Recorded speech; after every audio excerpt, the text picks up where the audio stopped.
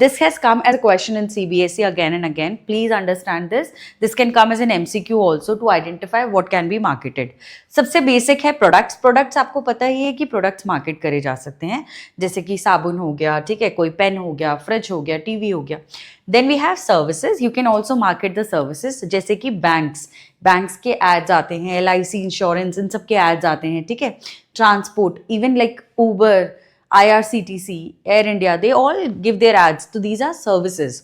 आगे बढ़ते हैं एक्सपीरियंसेस. जैसे कोई भी एक स्टैंड अप कॉमेडियन का शो है, या फिर कोई जैमिंग शो है, ठीक है, कोई म्यूजिक शो है, stage shows, plays, movies, PVR gives lot of ads, ठीक है. Then we have places for tourist, like for example जैसे गो गोवा एक कैंपेन आई था, ठीक है, या फिर केरला द गॉड्स लैंड, या सिंगापुर अपने आप को प्रमोट करता है टूरिज्म के लिए. तो ये सब प्लेसेस फॉर टूरिज्म, ये भी मार्केट हो सकता है.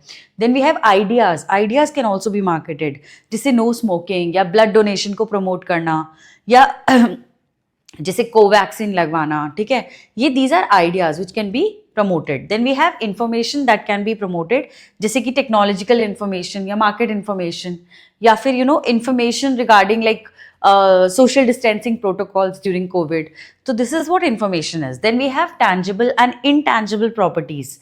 Tangible properties that can be marketed are like real estate. जैसे कि आप you see a lot of Instagram reels these days, जो जितने भी real estate brokers होते हैं वो बहुत सारे घरों की पूरी वीडियो बना के डालते हैं. तो that is what tangible asset can be marketed. And intangible asset can be marketed, जैसे किसी कंपनी का IPO आया और उसकी वो मार्केटिंग कर रहा है कि buy my IPO. Then that is shares. Intangible shares intangible होते हैं, आप उन्हें छू नहीं सकते हैं. Intangible, that can not be touched, ठीक है, that can not be seen. तो वो वाली चीज भी मार्केट हो सकती है.